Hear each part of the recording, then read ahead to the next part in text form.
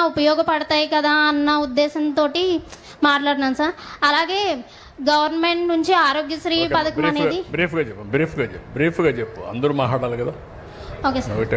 ఇప్పుడు ఏదైతే అమ్మాయిది కలెక్టర్ గారు అమ్మాయి పేరు రాసుకోండి, వెరిఫై చేసి ఇమీడియట్ కంప్లీట్ చేయండి. ఏం లేదు సార్, ఓన్లీ పెన్షన్ రావాలి, సీఎం రిలీఫ్ ఫండ్కి కొంచెం రావాలనేదే నా ఉద్దేశం సార్.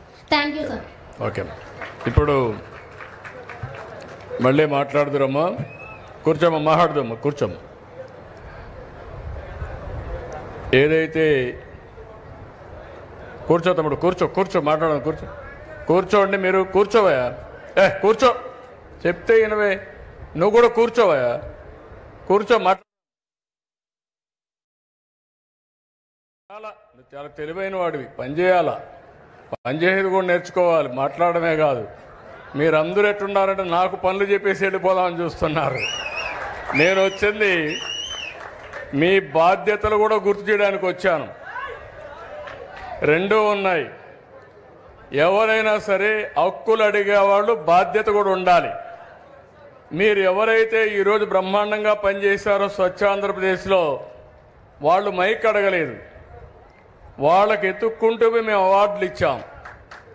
ఆ పరిస్థితి అందరికీ రావాలి, సమస్యలు పరిష్కారం చేయాలి, నేను చేస్తాను. కానీ కొంతమంది, ఆ కుర్రాడు ఉన్నాడు, బాగా యాక్టివ్గా ఉన్నాడు, ఆయనకు మైక్ కావాలి అంటే ఒక విషయం అందరం కూడా గుర్తుపెట్టుకోవాల్సిన అవసరం ఉంది. ఇంత మునుపు ఎవరైనా సరే ముఖ్యమంత్రి వచ్చాడా, ఈ మరి మీటింగ్ పెట్టాడా? జరిగాయి ఆ మీటింగ్లో? ఎప్పుడన్నా మైక్ ఇచ్చారా? ఎప్పుడన్నా తనుకే కాదు ఎక్కడికైనా వచ్చాడా?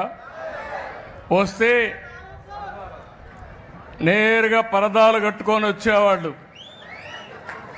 విమానంలో వస్తే చెట్లను నరుక్కుంటా వచ్చేవాళ్ళు, ఎవరికి మైక్ ఇచ్చేవాళ్ళు కాదు. మీరెక్కడో కూర్చుంటే వాళ్ళు ఎక్కడో కూర్చునేవాళ్ళు, ఆకాశంలో ఉండేవాళ్ళు. ఇది ప్రజాప్రభుత్వం. ప్రజలు ఏమి చెప్పినా విని పరిపాలనలో సంస్కరణలు తేవాలని ఏకైక ధ్యేయంతోనే ఈరోజు నేను మీ ముందుకు వచ్చానని చెప్పి కూడా నేను మీకు తెలియజేస్తున్నా. ఈరోజు ఇంత మునిపి అడిగారు కొన్ని విషయాలు. మీరు కూడా ఆర్థిక పరిస్థితులు కూడా ఈ రాష్ట్రంలో ఎట్టున్నాయంటే 10 లక్షల కోట్ల రూపాయల అప్పు, దానికి వడ్డీ కట్టాలి, అప్పు తీర్చాలి, సంపాదించాలి. మీ కష్టం